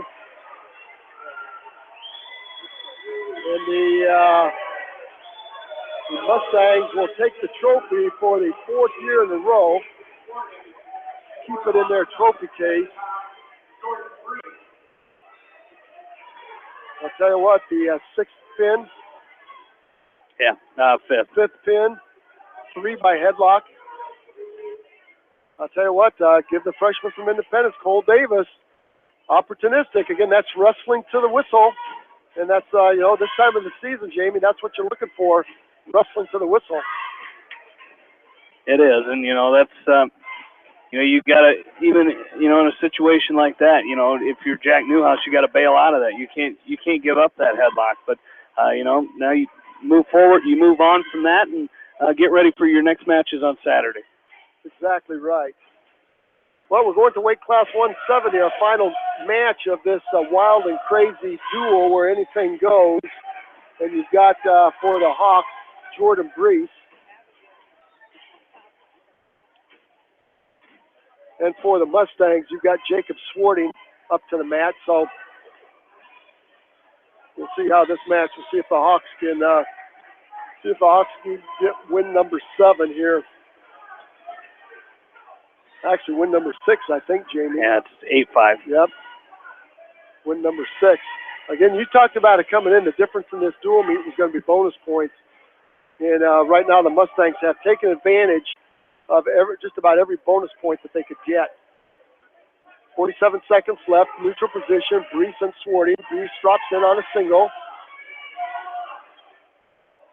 And there's a reshot now by Swarting. Off the edge they go one more time as the Mustang cheerleaders scatter on the south side of the gymnasium. Yeah, not a whole lot of action here in this first period. A lot of pushing and shoving. I think they've gone off the edge of the mat 2 or 3 times now in this first minute and a half. So I'd like to see these two wrestlers get going. There's another shot here by Brees. Off the edge of the mat they go again. Got to finish that inside the center. Cut across. You know, don't get in there and keep pushing. You got to drive across and finish in the middle of the mat. Find an angle. You're exactly right. One thing the Hawks have done here tonight, Jamie, they have been the aggressors in more matches, but being the aggressive have put them in, some bad positions. Oh, it really has. They just warned him for stalling? No, I don't think so. Oh, okay. I think that was off the mat one more time. 8 seconds left. There's a shot by Swarty. Nice front headlock by Brees. Let's see if he can get the corner cut in a short time. No points yet. Almost points by Swarty on the scramble. Nice front headlock by Brees. And he didn't quite get the corner cut. Brees' choice. He's going to defer over to Swarting. And Swarting's going to go neutral or down. Looks like Swarting will go down. Try to score the first points here as Brees takes a big breath here. Deep waist, far ankle by Brees drives Swarting to his stomach. Now Brees with a hard tight waist with the right, trying to chop with the left. Right side, left side goes Brees. Got to find a breakdown here. Swarting gets to his feet. Brees will reach down and pick up an inside ankle. And as he does, he gets warned for stalling. Swarting set, Brees on the right side. Once again, he goes deep waist, far ankle, then right back up with a left tight waist with the left, hard chop with the right. Takes Swarting down to his feet, to his belly, and now right back up he comes. Brees gets a little high riding. Swarting reaches up and grabs his head and tries to pull him under, and Brees has to readjust. Now Brees sits over the right ankle, trying to set up a cradle. Swarting doing a nice job keeping his base underneath, not giving Jordan Brees anything to work with. There's a stand-up now by Swarting. Brees is going to have to lift and return or cut him loose. There's a nice lift and return by Brees. Lifts him up, takes him down. Under a minute we go. Second period, another stand-up by Swarting. Off the edge of the mat they go. One of those matches, Jamie, where they spend more time in the black than they do the orange. It has been one of those so far, but and you know, like you said, great job by Swarting. You know, these two are really wrestling. This is some, you know, as much as they're going off the edge of the mat, two technically sound wrestlers. Great job coming to his feet by Swarting, but some great lifting returns here by Brees. And you know, that's what you teach these kids in the wrestling room. Well, there's going to be a one-point escape by Swarting, and Brees basically had to let him go. There's a nice double by Brees. Let's see if he can make it count. Off the edge they go. Oh boy, nice double by Jordan Brees. He set Swarting down, but half of Swarting was off the mat. So back to the white we go. 35 seconds and counting. Nice double again by Brees. He's in deep. Gets in and cuts a corner. Takes the double away. Takes it away from his head. Swarting has Brees on his back off the edge. Swarting's going to try to pull him in. Now he's on. Could be a fall here, Jamie. There's a fall. Exclamation point. As they say, Jamie, they're passing the songbooks in as Swarting puts the exclamation point on this dual meet with a fall at, didn't get the time as they cleared the scoreboard already. 3:44. 3:44, so there you go. Well, let's take a timeout.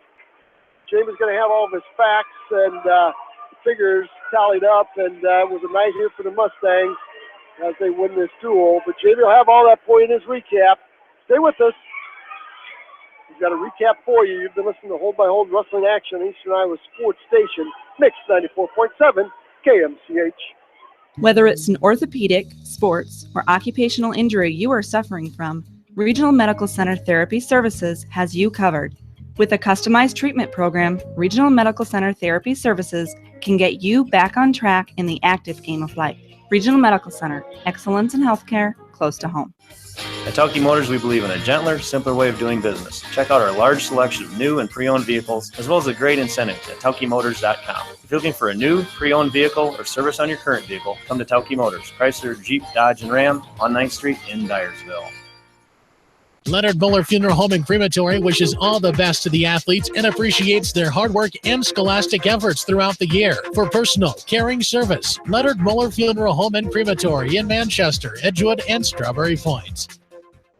For more than 80 years, GMB has lived its mission to help customers achieve their financial dreams. Supporting the communities where you live, work, and play is important to us because that's where we live too. It's where we provide great service, sound advice, and solutions to meet your financial needs. GMB Bank, member FDIC. For all your general contracting needs, turn to the professionals at Lucky Building Service in Manchester. For commercial, remodeling, and building and new home construction, call the experts, Lucky Building Service in Manchester, 563-927-5677. At Dupaco Community Credit Union, we know debt happens. A debt checkup from Dupaco ensures it's not costing you more than it should. With historic low interest rates, now is the time to bring your loans to Dupaco. Contact us at 563-927-6187 or visit dupaco.com. When the unexpected happens, call Krager Body Shop in Dyersville. They specialize in major and minor collision repair and frame straightening. For all of your auto body work, see Krager Body Shop in Dyersville. The Manchester Press is your community newspaper. Check out the sports section for game stats and photos of area players and game highlights. The Manchester Press, serving the area for over 130 years. Great food and great fun with friends. That's what's waiting for you at Beaver's Lounge in Manchester. Check out their Thursday night bucket of wings special and Friday night fish special. Beaver's also has a different lunch special every Monday through Friday. Beaver's Lounge on the corner of Main and Madison in downtown Manchester. Leave it to Beaver's to show you a good time. Newhouse Construction and Concrete is proud to support all our area athletes. Give Phil a call at 927-5178 for your commercial, ag, or residential projects, or visit newhouseconstruction.com. Newhouse Construction and Concrete turns design into reality. Banking is all about relationships at F&M. We know that relationships take time to build and nurture. They are based on trust, commitment, and loyalty. Relationships don't happen overnight or by chance. They are key to reaching the financial goals of the individual client. Building relationships with our clients and community are essential. F&M Bank, the right choice. Member FDIC. Going above and beyond is a standard of care at Above and Beyond Home Health and Hospice Care. Their compassionate staff care deeply about the comfort of their patients. A nurse is available 24 hours a day, 7 days a week. Above and Beyond Healthcare, the more they care, the more beautiful life becomes. Proudly serving Jones, Jackson, Johnson, Lynn, Clayton, and Delaware counties.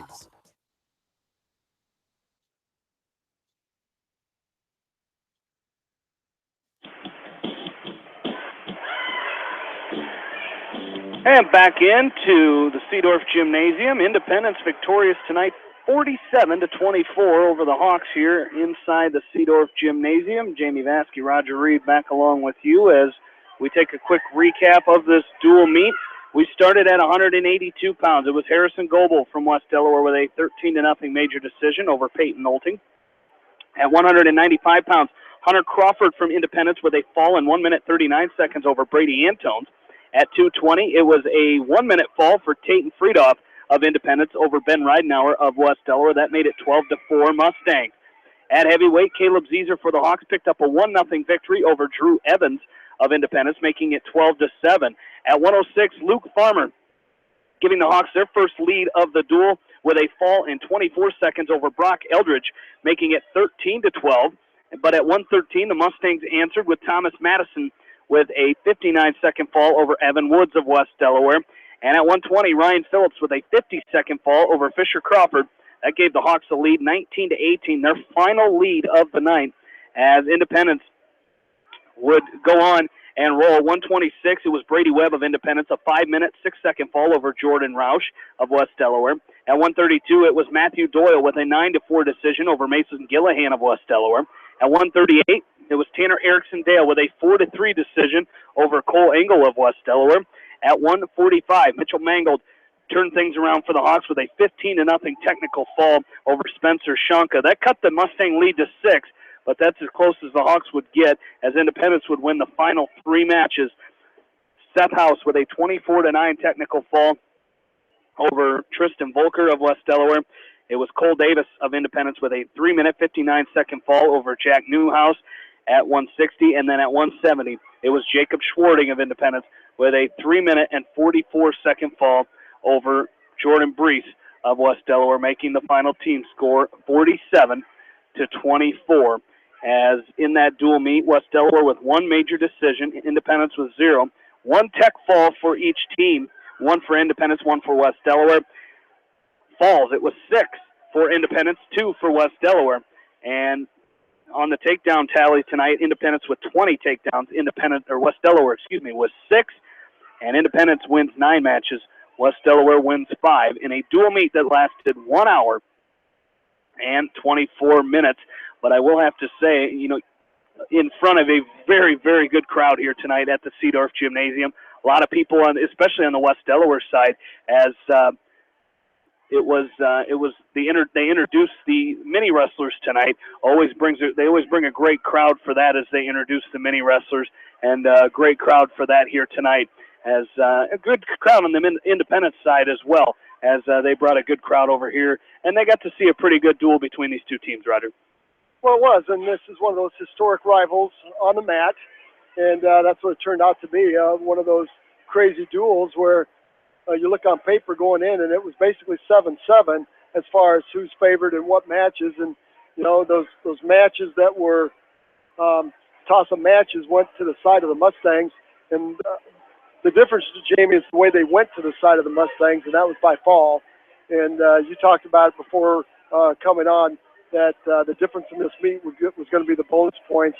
And when you go 6-2, 36-12 in pins, that was the difference in the meet right there. Being able to, when Independence got the Hawks on their back, they were able to finish the deal.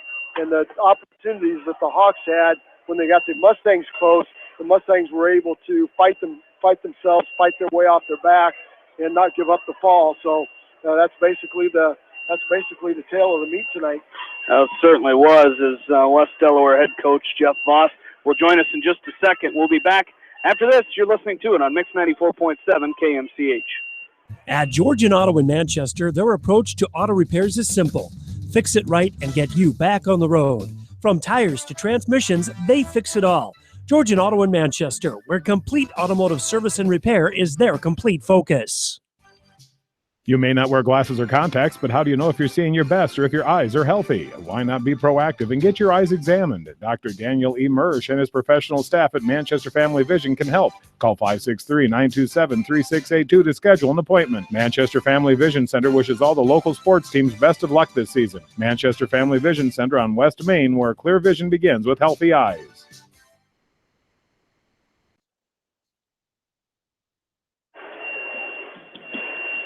Back into the Seedorf Gymnasium. Jamie Vaskey, Roger Reed back with you, and joining us is West Delaware head wrestling coach Jeff Voss. And Coach, a tough one here tonight. And coming in, you knew that in order to win this duel, it was going to be a matchup. One of those matchup duels we talk about where there's enough toss-up matches in a dual meet like this that could swing the dual meet either way. And unfortunately tonight, Independence won a majority of those toss-up matches, but the one thing they did do is they got a lot of falls in those toss-up matches, and unfortunately you guys came up short here tonight. Yeah, there was probably 4 or 5 toss-up matches in the meet, and by fall, and you're not going to beat a team if that happens. Absolutely.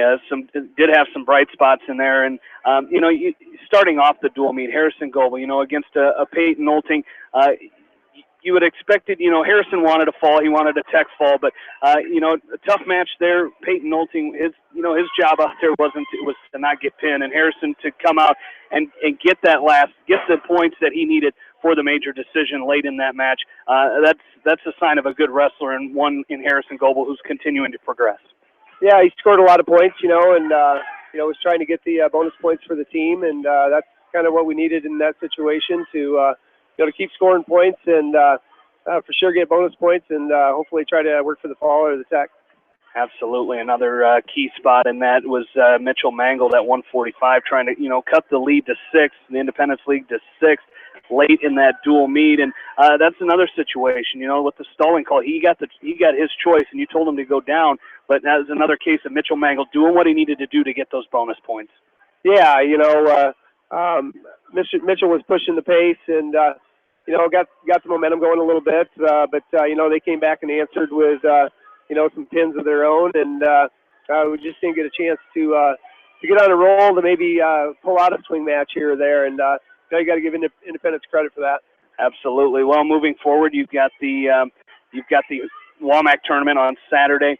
Always a tough tournament, as it's going to be down in Williamsburg. Always, and this is that final push to the end of the year that you talk about. The tough tournaments against Bent Community, Cedar Rapids, Jefferson. These are the tournaments that you've been working for with those tournaments as getting into the postseason. Yeah, right now it's how much are you willing to fight for advancement, and the WAMAC tournament's a good way to start that because it's going to be a tough tournament, and pretty much at every weight class. If you can place in the top 4, you're going to be pretty darn tough. And we're just, the kids just got to keep battling. And right now, the fight that you put out there is going to get you what you earn. And I give Independence credit. They fought harder tonight, and our guys didn't in certain spots. And you got to learn from that and hopefully not make that same mistake twice. All right, Coach. Best of luck Saturday at the WAMAC tournament. Thanks for joining us here tonight. It's West Delaware head coach Jeff Voss here in the post meet as the Hawks fall tonight 47-24. We'll take a short break. We'll wrap it all up right after this on Mix 94.7 KMCH. Why make 10 calls when you can make one call to Mormon Insurance, a member of People's Insurance in Manchester, and get the best quote from 10 different companies on your auto, home, and farm insurance? You can depend on Mormon Insurance for fast, friendly service and quality coverage. Call Kathy or Rachel today at 927-2263. Mormon Insurance, a member of People's Insurance in Manchester. Bob Stephen Motors in Manchester proudly supports all area athletes. Bob Stephen Motors is your locally owned and operated GM dealer in Manchester. Visit them on the web at bobstephenmotors.com. Since 1995, Edgewood Feed Mill Construction has provided customers with a quality, pre-engineered building package for their swine facility needs. Edgewood Feed Mill Construction is a general contractor and will assist you with the construction of your livestock facility, start to finish. For more information on Edgewood Feed Mill Construction, contact Steve Harris at 563-920-7835. This is Fred Smock from Dunlap Motors and Independence with Chevy, Buick, and certified pre-owned Chevy, Buick, and GMC, and nearly 300 new and used cars and trucks in stock. We have big town inventory with small town service. Go to DunlapMotorsIndy.com.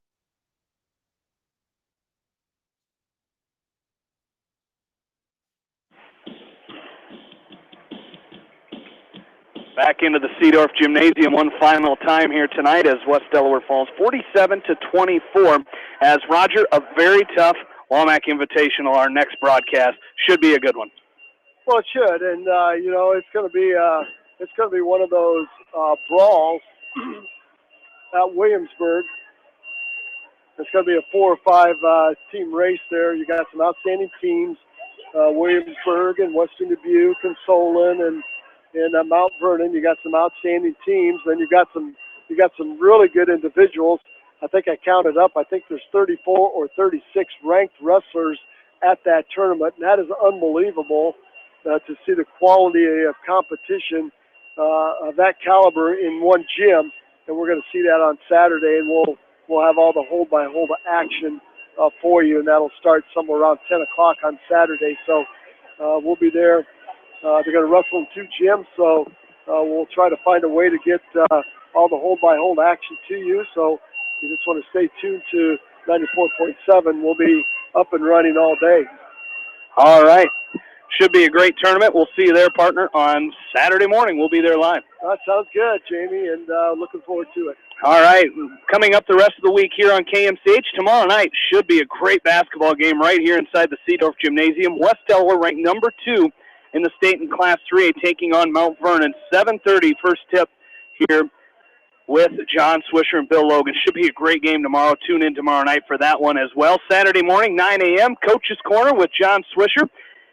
As we'll have that for you here on Saturday morning at 9 a.m. with John Swisher. And then, of course, Roger and I, shortened version of the Coach's Corner, as Roger and I will take the airwaves at 10 a.m.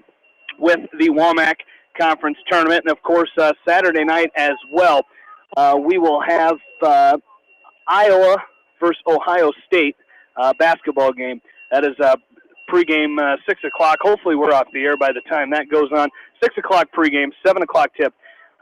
With Iowa basketball taking on Ohio State.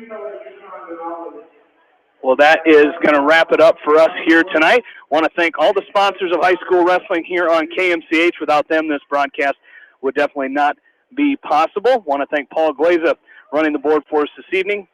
And most of all, thank the listeners of high school wrestling and our extra independent sponsors here tonight for their great coverage of high school wrestling right here on KMCH. For my partner, Roger Reed, this is Jamie Vasky saying good night from the Seedorf Gymnasium in Manchester, Iowa. Once again, the final. The West Independence Mustangs 47, the West Delaware Hawks 24. You've been listening to High school wrestling on Eastern Iowa Sports Station, Mix 94.7 KMCH.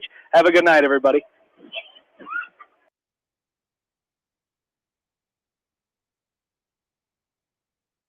The KCRG TV9 First Alert forecast includes some scattered flurries tonight. We're down near 18. Mostly cloudy, windy tomorrow, a high near 27. Mostly cloudy skies with scattered flurries tomorrow night, back to 18. Winds out of the northwest, 10 to 20 tonight. Northwest at 15 to 25 tomorrow. Mostly cloudy, a bit windy Saturday, a high of 29. Early light snow Sunday, our high near 27. I'm TV9 First Alert Storm Team meteorologist Joe Winters on Mix 94.7 KMCH.